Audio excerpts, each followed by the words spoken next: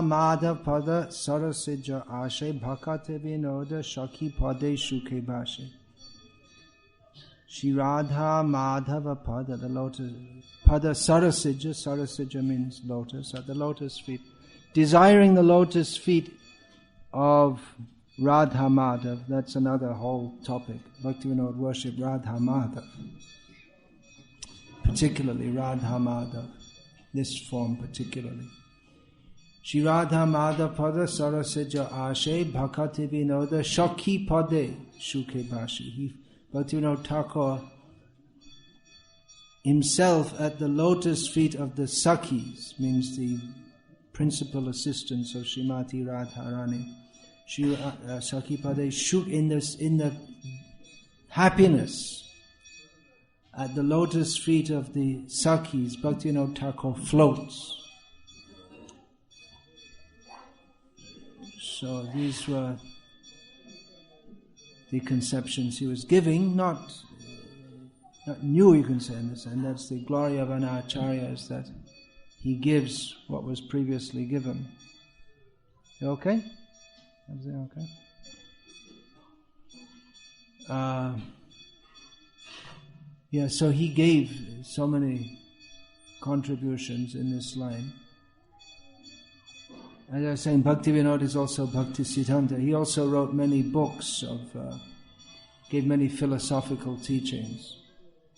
And Bhaktisiddhanta is also Bhaktivinoda, because it wasn't that, as some foolish people considered, that he was just a dry philosopher. Bhaktisiddhanta, bhakti means it's never dry.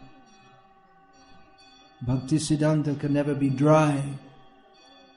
It's always full of bliss, always constituted of bliss. So he also pointed toward that. The actual goal of Gauriya attainment. Gauriya means the followers of Chaitanya Mahaprabhu. That means to serve Krishna. Anyabhilashita shunyam sarvopadi vinirmuktam, on the pure level, serving Krishna in any one of four rasas.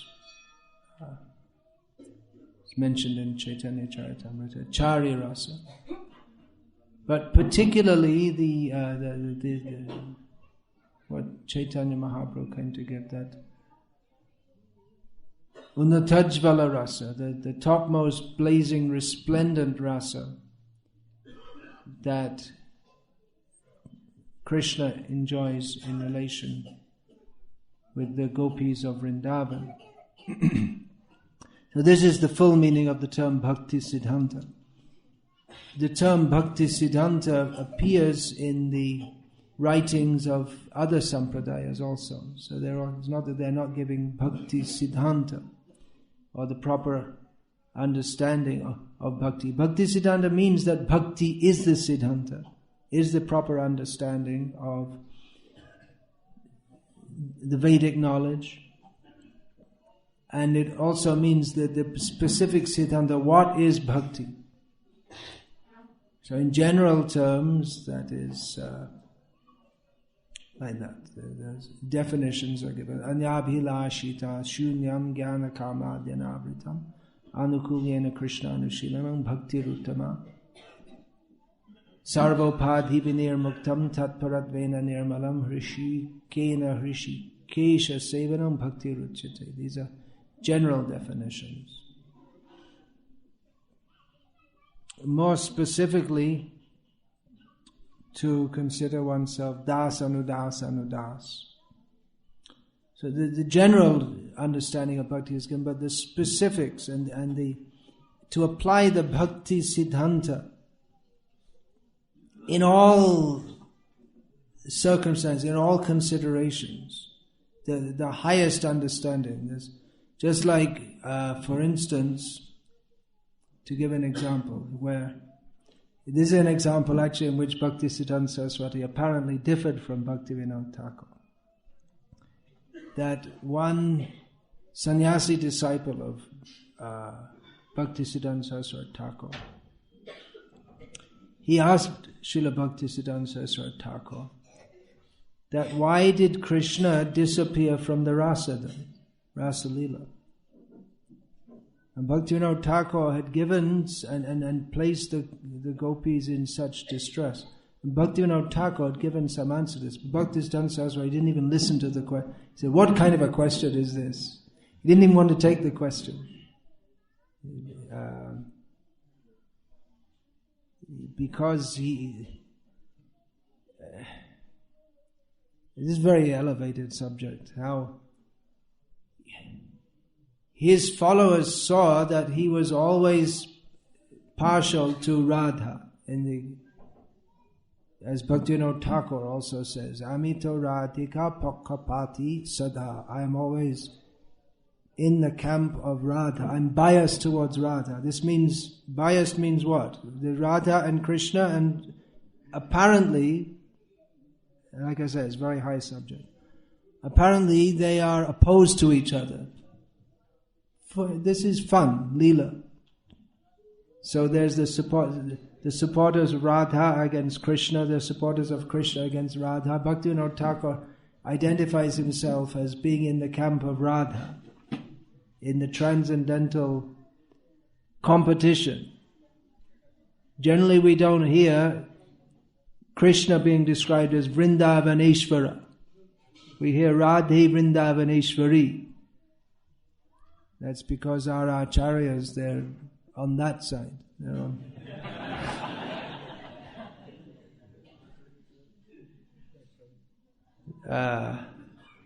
Although Krishna is Vrindavaneshwara. Well, wait a minute. Someone might disagree. Definitely. That will be disagreed on the. So Bhaktisiddhanta Saraswati Thakur, he didn't take the question. He said, well, what kind of a question is this? He didn't want to. It's like an insult to Radha and the gopis. He took it like that. That's how his followers saw that. So this is Bhaktisiddhanta. On that level, way, way, way beyond whether or not we should eat chocolate and questions like that. This is the question. This is the kind of thing I normally deal with because we want to go up there, but while we're munching chocolate down here, there's no question of going up there. That's where we want to go. But we're sitting down here thinking, well, is it okay for me to watch a little TV now and then? It's not that bad. And a little kami food now and then. We want to go there, but we're not going to go there if we don't start here. We have to know where we're going also, otherwise we won't go there. So sometimes we have to talk about where we're supposed to be going to. Otherwise, who knows where we're going to be going to. We're going to take birth in a chocolate factory or something. You can eat all the chocolate you like. Take birth as a fly buzzing around in the chocolate factory. So, Bhaktisiddhanta. Bhakti is the Siddhanta. What is the Siddhanta of Bhakti? Well, most of the Vaishnava acharyas, they state Bhakti to be the means to attain mukti. And mukti also means to serve the Lord. But in Chaitanya Mahaprabhu's conception or Siddhanta, there's no such idea. Bhakti is only for Krishna's pleasure. Mama janmani janmanishvare bhavatad bhaktya ahaituki tvai. So to elaborate on that, we may say, well, Chaitanya Mahaprabhu came, Rupa Goswami came, they wrote so many books. Then what is the need of anyone else to write more books about all these things? But the point is that Bhakti Tattva, Krishna Tattva, Jai Krishna Tattva Veta Shri Guru Hai. This is an unlimited subject and should be broadcast more and more and more. Some people say, well, Prabhupada wrote his books and then no more books. But those who are reading the books, they must write books because that's Shravan, and from Shravan comes Kirtan. There should be unlimited books, glorifying the books of Srila Prabhupada and glorifying the subject described in there. Krishna is unlimited. There are so many libraries full of books, all nonsense. They should be replaced by millions of books glorifying Krishna and his devotees in millions of ways. Why no more books? There should be millions. Every second some nonsense book is coming out in some part of the world. Bhaktisiddhanta Saraswati Thakur said, when he was asked about daily newspaper, how can you have a daily newspaper about spirituality? He said, why daily? I can bring one out every minute.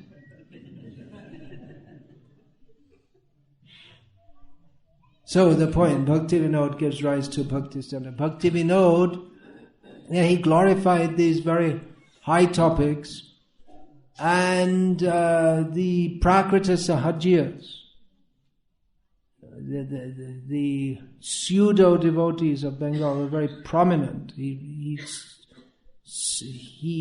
distinguished actual Vaishnavism from that of the Prakrita Sahajiyas, or those who take things very cheaply and easily, without following all the rules and regulations, without wanting to understand Bhaktisiddhanta. They want to just very easily take prem as if it's, they talk about prem as if it's like a pair of socks or something. Krishna prem, as if it's just such an ordinary thing. That even Lord Brahma, he finds he has to come down off his lotus and chant Hare Krishna to get that prem. As long as he's thinking, I'm Lord Brahma, he can't get it. Brahmara Durlabha prem, and we think it's just like, prem, prem. Just such an ordinary thing. So the Prakrita Sahajiyas, they take it very cheaply.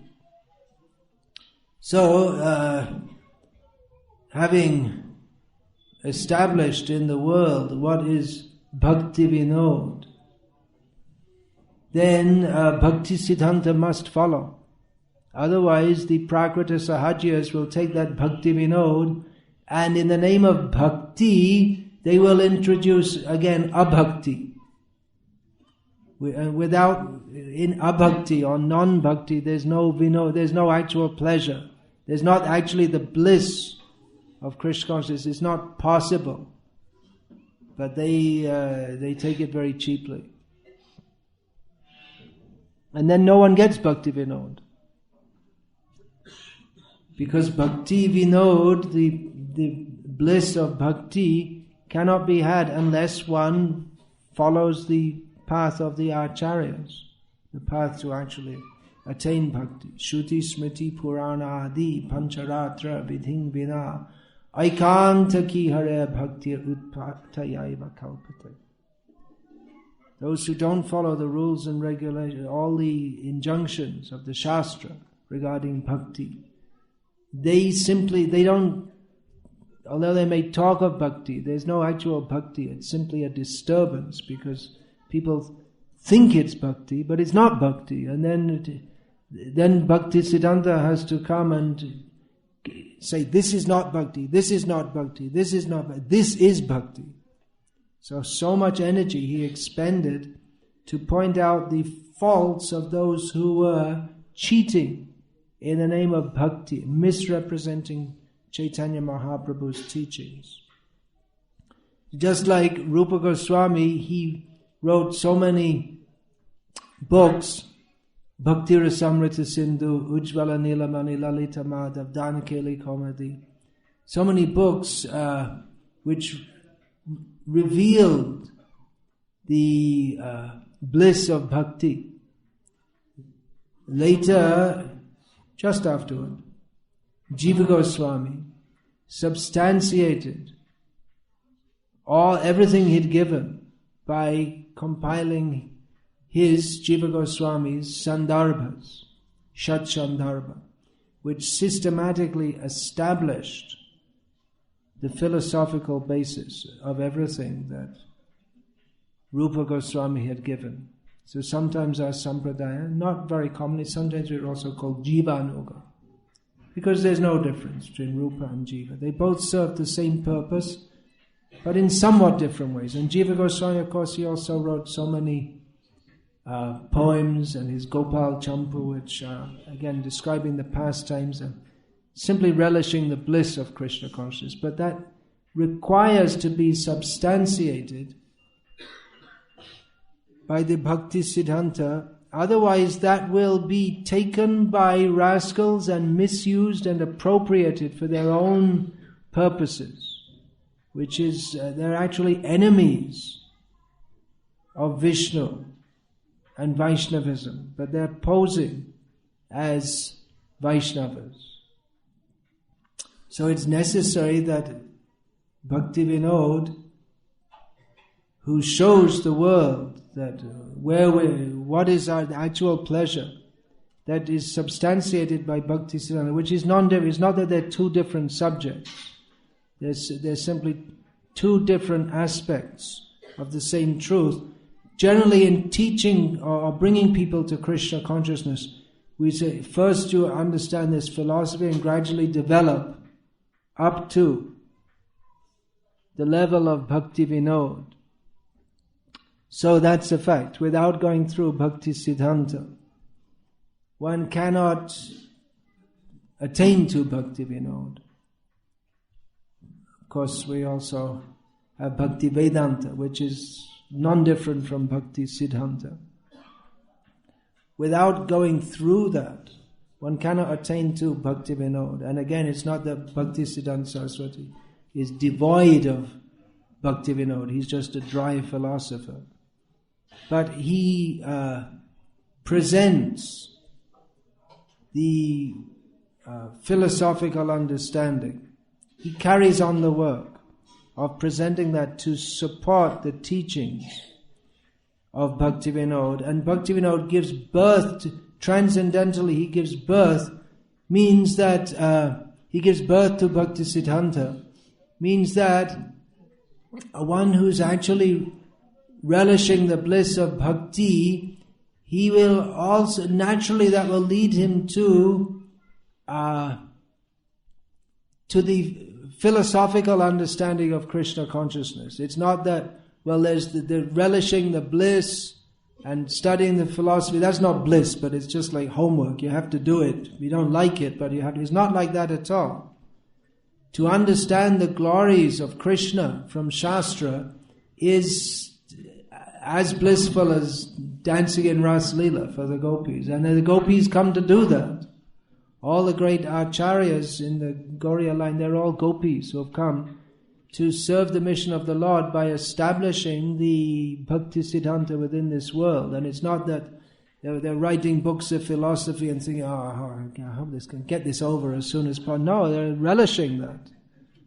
They're relishing that because that is Krishna.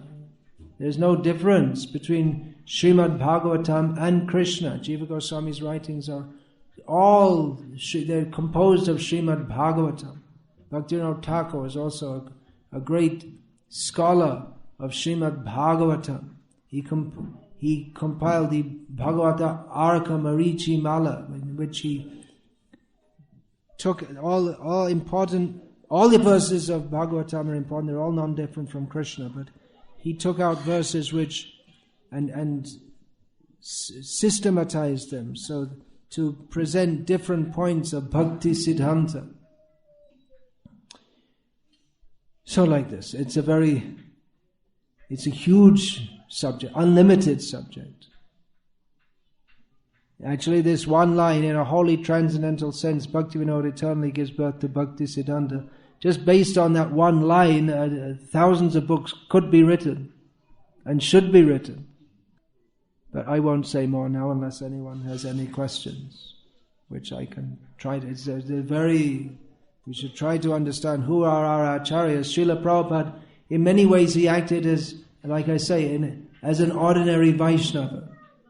He would cook, he would clean, he would speak basic Bhagavad Gita and philosophy. You might think, sometimes people think that, he's just a primary teacher. We shouldn't underestimate. Don't take the tip of the iceberg to be the whole thing, which is far greater than we can see. When we actually start to see by their grace, by the grace of the acharyas, where we actually start to see how great they are, then we can begin to understand how small we are. Then we can actually start to become Vaishnavas. Then, is there any question or comment or anything else? Yeah. Do we have a mic, please, so that I can hear you, but those sitting at the back won't be able to hear you. You have another mic? Can you arrange? Yesterday we had one, not here. Okay, I'll take this question. While you're sorting out the mic, what exactly inspired you to write this glorious book, Sri Bhaktisiddhanta Vaibhav? Read the book, it's all described in there. My transcendental good fortune, just to show how merciful are our acharyas, that they can give some good luck to the most fallen. Is the ego made up of subtle matter? I'm not going to answer this because there are unlimited questions and I want to stick to the subject matter of today's discourse. Yeah. Maharaj was describing that Unnat Ujjwal Ras Sonati, that Lord Chaitanya Mahaprabhu came to give fuller and more completed understanding of Bhashyams of Lord Shri Krishna. Yeah. And in other sampradayas, this understanding is not available. Yeah. We understand that other sampradayas also originate from Lakshmi Mata and four Kumaras and Lord Shiva. So they are also pure devotees. And Brahma. Yeah. Other sampradayas, apart from ours. Apart from ours. Yeah, well, Brahma Sampradaya also is not necessarily Gauriya. Anyway, go on. So, they are also pure devotees. So, how do we understand that only in Gaudiya Sampradaya? I already touched on that in the class. Can anyone else give the answer based on what I said at the beginning of the class? Shyamasundar Prabhu was listening. You see, that's what I said last night. Hearing is not such an easy thing. You all come to hear, but not everyone hears. Shrinvan api na shrinvati. Hearing but not hearing. Just that describe pastimes of Krishna are more Mathura and Vrindavan are perfect, Yeah. more perfect and most perfect. Yeah. So this is the same. Their explanation is perfect. Yeah. And also gradations of perfection. Yeah. As I said at the beginning of the class. And also Yeah, but where's another mic? I can just about hear you. Just about. You don't have it? All right, I'm just going to repeat. Okay, let me repeat that. That I didn't give this specific example, but it is there in Prabhupada's books. I said that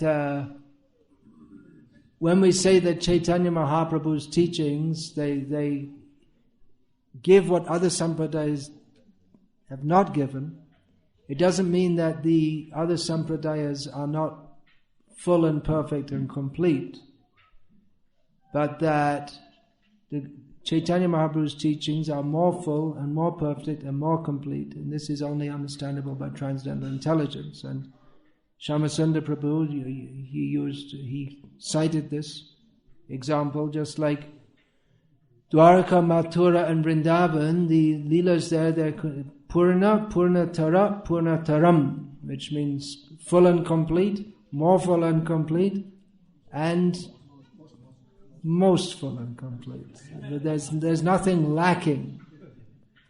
It's just like the tree in Vrindavan isn't thinking, well, just a tree, I want to be a gopi. You're not thinking.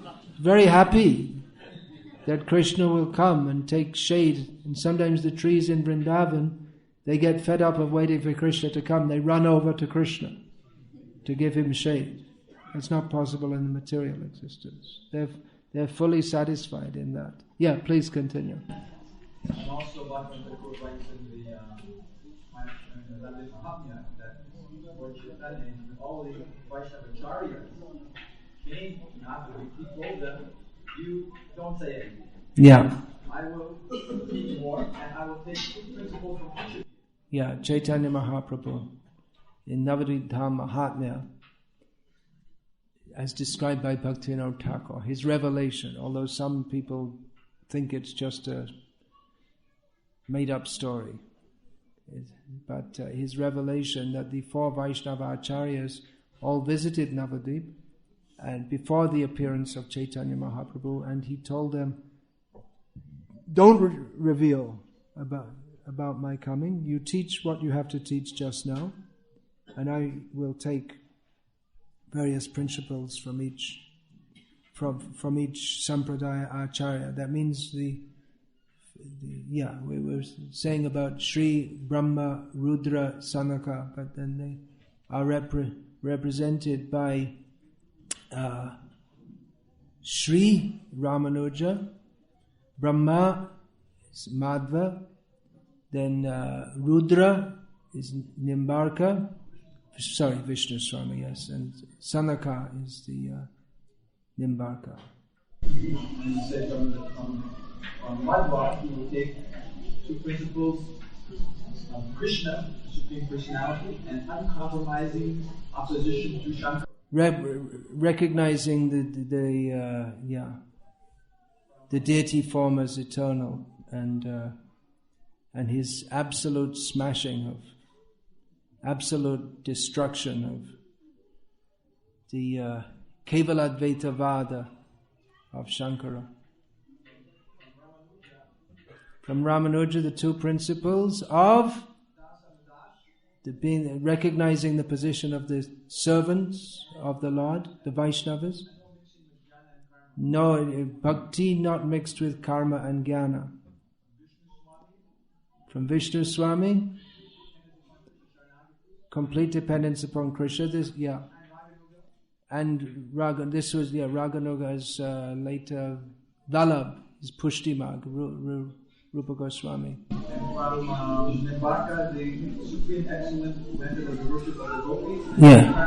Tradition of Very good. So Nimbarka, he took from them from Nimbarka the position of the gopis, recognition of the position of the gopis, and particularly their mode of worship. Ramya kachid upasana vrajabadhu vargena ya kalpita. But actually Chaitanya Mahaprabhu, he took that even further. He took these principles and brought them to perfection actually. Even these principles, all of these principles he brought to perfection.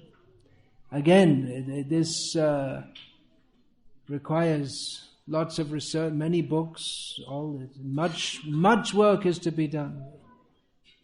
Srila Prabhupada said, I've given the framework, now you have to fill it in, and that doesn't just mean building buildings, but the philosophical framework is given. There's much work to do in upholding Gauriya Siddhanta, the broader Vaishnava Siddhanta,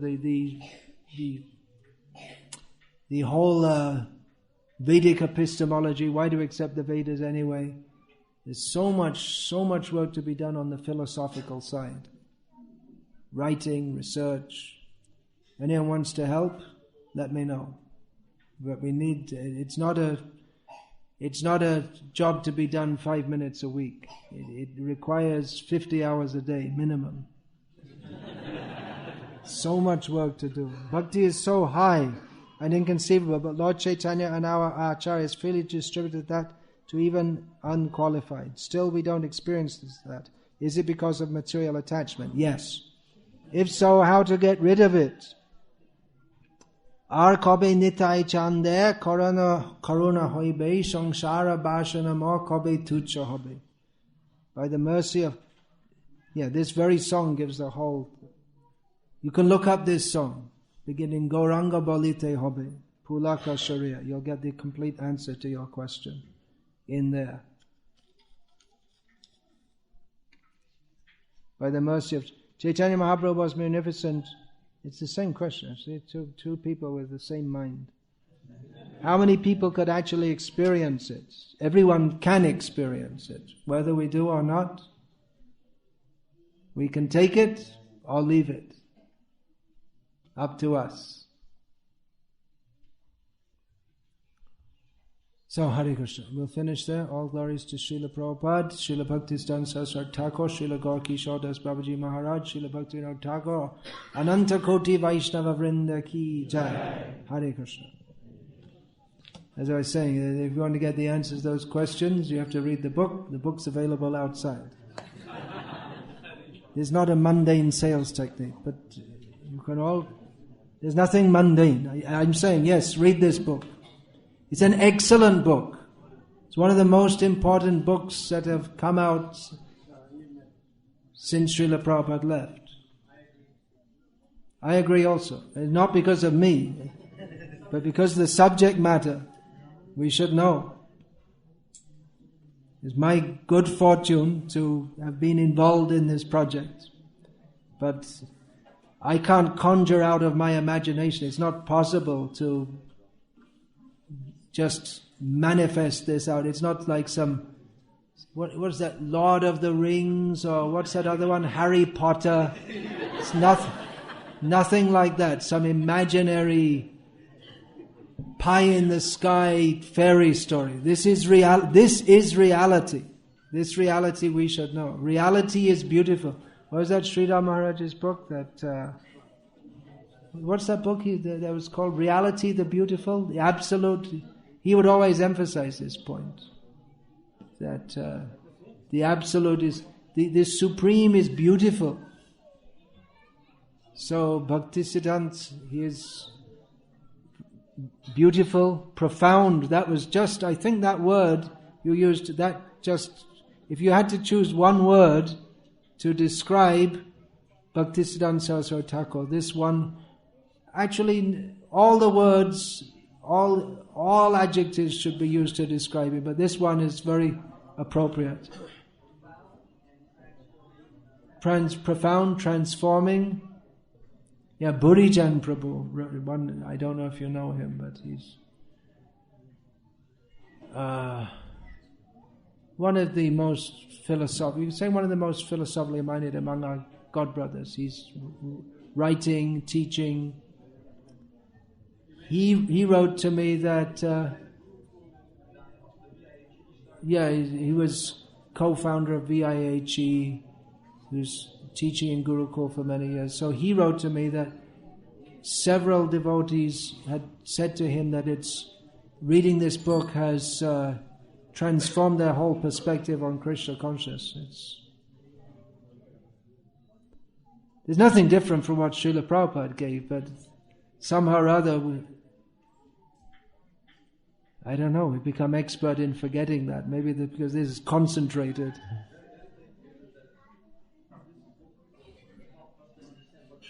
This book, who also wrote that? Yeah, Burijan Prabhu also wrote that. It's helping him to better understand Prabhupada. It's important to understand that Prabhupada is not just come out of the blue, out of nowhere, and he's talking about Krishna. He always presented himself as a servant of his Guru. He always said, I have nothing of my own to give. I'm simply giving what I've received from my Guru. So we should know what his Guru gave, how he presented his teachings.